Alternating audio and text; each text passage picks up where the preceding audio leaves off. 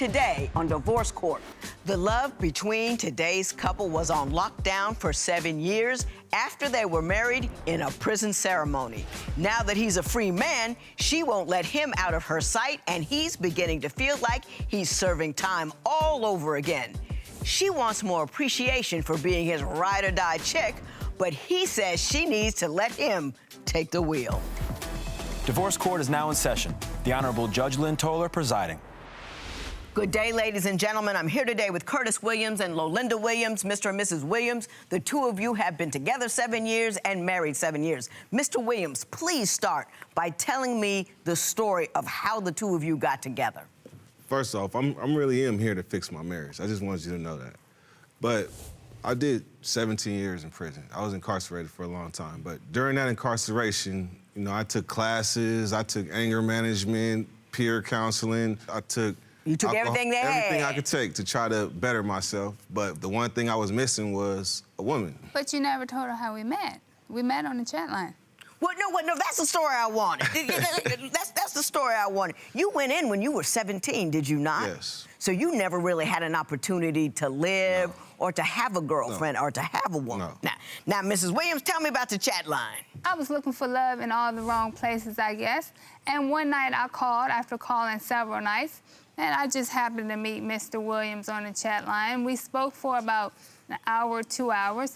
And after we spoke, I decided that I wanted to come see him. And I came to see him for about a month. And after that, they transferred him to another prison somewhere else in Southern California. So I started coming down there to see him and moved down there because I wanted to be closer to him. Gotcha. What happened when you got out? How did that basically alter the nature of the relationship? When I got out, she basically expected me to do things that I didn't really know how to do. I didn't know how to check the water levels in the car. I couldn't change oil. I couldn't do the basic things that you expect for... What? Mrs. Williams, one thing you need to learn how to do is let your man speak and don't interrupt him. That's the first thing you need to do. When you say she would get angry with you about it, what would she say when you didn't know how to do things? Oh, she would talk about me, belittle me, tell me I ain't never gonna get it right. You know, all the time she telling me all these belittling things, discouraging things. I would tell her, just believe in me, I could do it. Actually, I never belittled you at all. Well, Mrs. Williams, talk to me. When he couldn't do things, how did you respond? He couldn't do them because he never tried to. He said, I would not let him do this or anything. He could not change the oil because he didn't want to. That was simple. He came out as an 18-year-old in a 30-year-old's body. Yes, that probably happened, but they don't teach you that stuff in prison. No, they don't. So how was he supposed to know? You can't get mad at a man for not having the knowledge he didn't have access to. He doesn't listen. For example, before he got reincarcerated again, we had an incident with fireworks. He let off a firework 2 weeks before being off probation. And I told him not to let off the fireworks because the neighbors would hear it and have a problem with it. So the next day, he let off the fireworks and the neighbors had a problem with it. And one of our neighbors came out of our house yelling. So he approached him and he asked him what was the problem, that, you know, he had been working, he was tired or whatever. So Mr. Williams, you know, told him that he was sorry just to back up, to leave him alone. So the gentleman went into his house to get a knife, as well as my husband went into our house to get a gun. I guess what her point is, Mr. Williams, she's concerned that once you got out, you continued to do those things what got you in the first place, and that you didn't seem to turn that corner. Would you care to respond to that? Okay, first off, the gun was hers. It was registered to her. I got that because I was protecting her. You didn't need to protect me. I was already... Mrs. Williams? I come out, I go in the house. When I come out the house, she trying to be Superwoman and wrestle with the dude with the machete. So I'm a husband, what I'm gonna do? I didn't point it at him, I just lifted up the shirt and said, put it down. And he put it down, I grabbed it and threw it, and that was that. But the fact that I was a felon, I wasn't allowed to have her, and I ended up going back to jail. How long did you know him before you married him? And was he still in jail when you did? Yes, we did get married when he was incarcerated. And how long did you know him before you married him? I knew him about 3 years. 3 years. No, before we got married. No, before we got married She in know there. me, she know me a year, Judge. About a year. No, About a year? About 2 years. Yeah. About 2 years? Yeah, about 2 years. We met in 2010. About 2 years. We didn't get married until 2011. Yes. That's a year. About a year. You over there arguing and trying to clean stuff up. I think Mr. Williams is telling me the unvarnished truth, and you kind of shining it up for me a little bit. She trying to throw me under this. She trying to throw me under this thing. That's what I'm she not trying to to do. throw you under the bus. I understand there's a lot going on here. You have some dreams of being a rapper that you believe that she does not support, and you say that you have lupus and that he causes such stress on you, it exacerbates or makes that condition worse. I want to talk about both of those things. I call her mama wife. She does everything. She won't let me do anything. You don't know how to do anything. I do, Mrs. and I Williams, show Mrs. you. Williams, You don't hey, even make doctor's do appointments. not argue.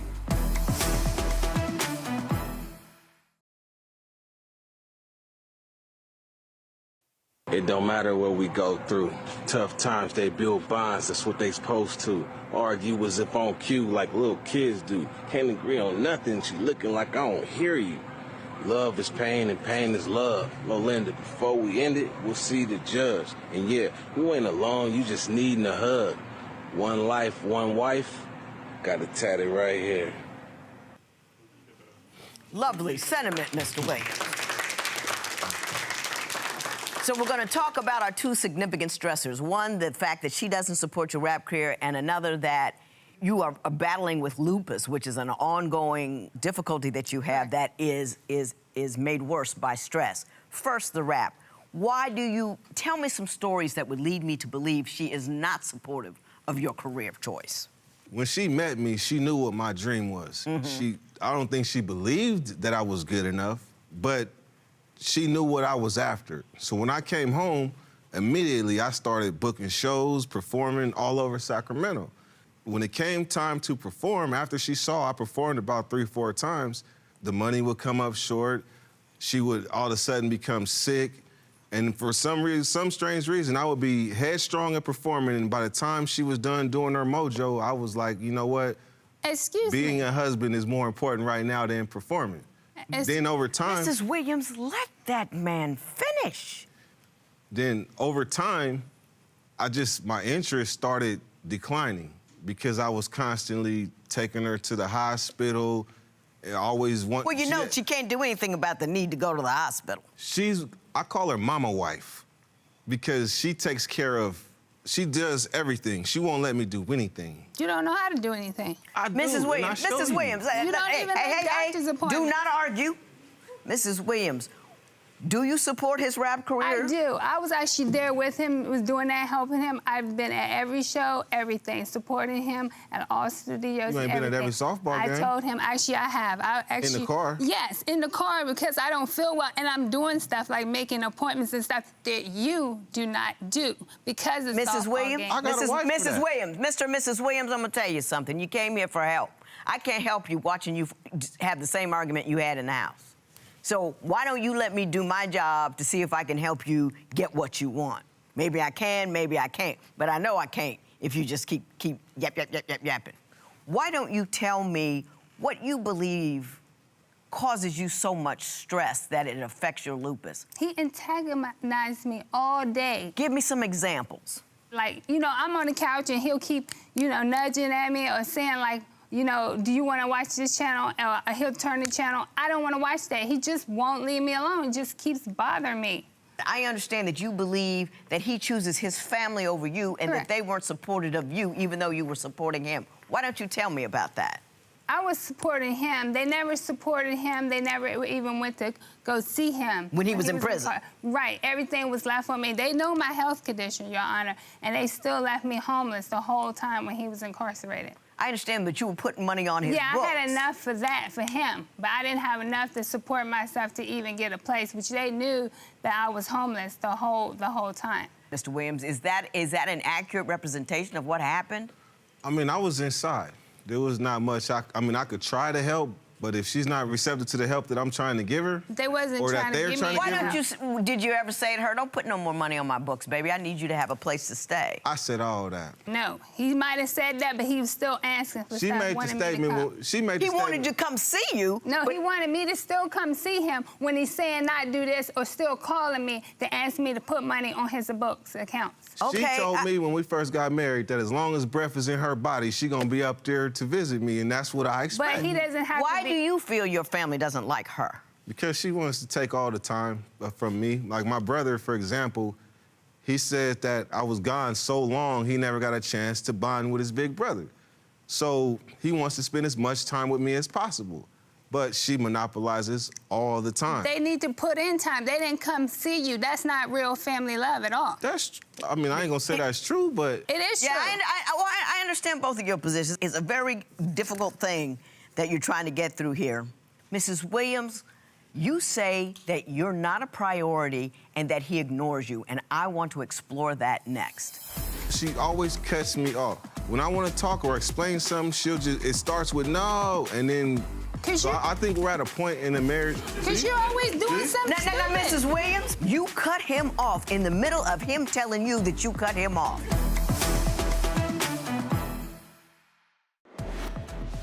Would you marry someone while they were serving time in prison? Tell us what you think at Divorce Court.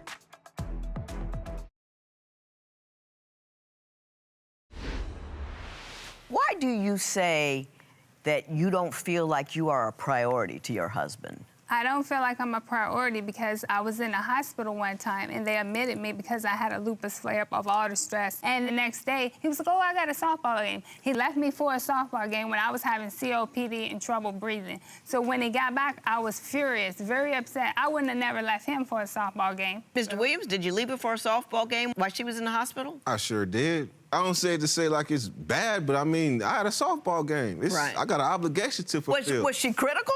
Nah, she wasn't critical. How long had she been in the hospital before you went off to the baseball game? Probably like a day and a half. Did you come back? Of course. You told me a story earlier about the firecrackers, and then you got in trouble. Didn't something happen where you guys went on the run for 6 months? He didn't listen again. He ended up getting caught. Well, tell me the story, Mrs. Williams, since you seem to want to. Well, we went on, everywhere. I wanna tell it. And we end up living, because you don't ever tell the whole story. I want to tell the story. Oh, I'm going to let Mr. Williams tell the story, because Okay. I don't think he gets to talk much at home. Mr. Williams, go ahead. Listen. Go ahead. So basically, once I went in, I asked for a bail reduction for $1 million. They dropped it to $750,000. Well, they kind of erroneously left out a zero and made it $75,000. So before I was supposed to take a deal, I bailed out at 2:30 in the morning, and we went on the run. Right. From California all the way to Florida. But This is what happened right after the fireworks incident. Yeah, but she yeah. wanted to know what happened in Florida. No, she said the fireworks. He's telling me exactly the story I want to hear. So they caught me down there. She was in the hospital bed again, and I needed to go to the store. So on the way to the store, I basically got surrounded by the Seminole County Police, and they held me for 7 days in Florida and extradited me all the way back. Judge, I was tired of running. Right. I was tired of running. Yeah. He had never been nowhere in his life for being incarcerated. So you thought it was a good time to tour the country? Well, no, he thought it was a good time to tour the country. He chose that. I didn't make him But do you that. didn't have a problem with it. No. That's the part I'm trying to get to. But you what need to be responsible for what you do. I am responsible for what I do. Oh. See, What She can don't- I see, do? she don't Mr. never- Williams, you said to me when you came out here, I really want to fix this marriage. I really What do. is it you want me to do for you? you're actually doing it now. You're telling her what she does that, like, for example, she always cuts me off. When I want to talk or explain something, it starts with no, and then with what she has to say. So I think we're at a point in the marriage. Because you're always doing something Now, stupid. Mrs. Williams, you cut him off in the middle of him telling you that you cut him off. Do you know how deep that is? I mean, he's telling you the error that you make, and you're stopping him in the middle of that error, making another error. It's horrible. Let me see what I can do for you. Do you think your partner would support you if you had to serve extensive time in prison? Share your opinion on Twitter and Instagram at Divorce Court. Divorce Court will be right back.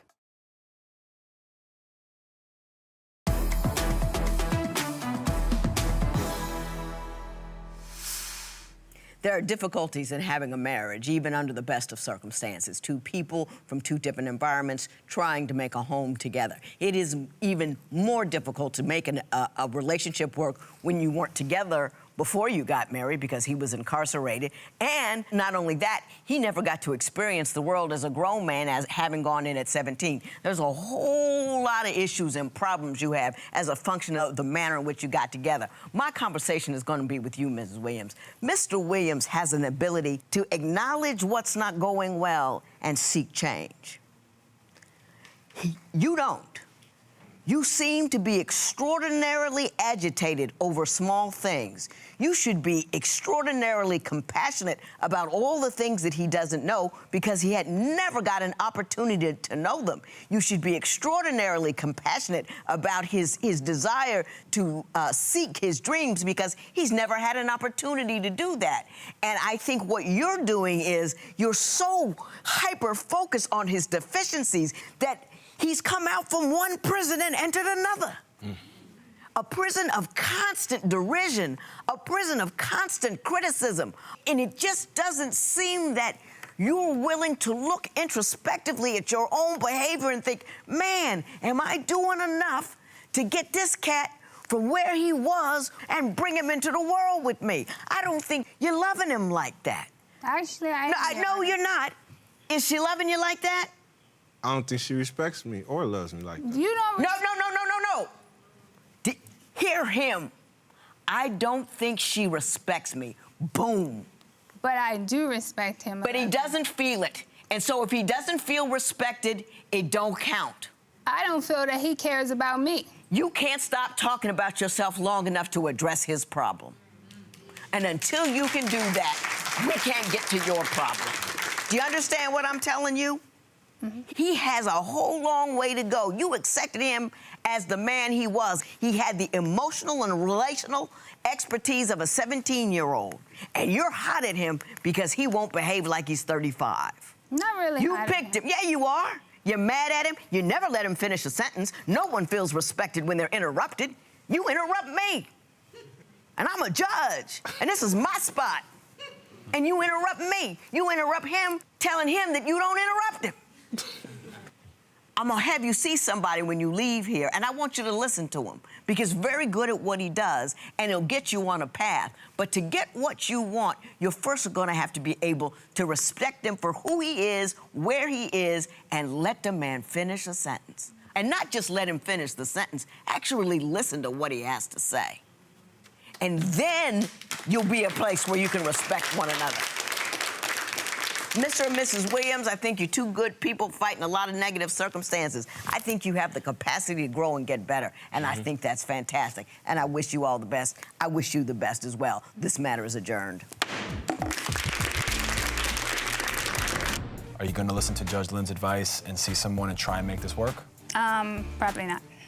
Because he lied. He said he wants to fix it. Yeah, he said he wanted to fix it, but after this, I'm not fixing it. I mean, it is what it is, and I love her. I want to be with her, but I ain't gonna be where I'm not wanted.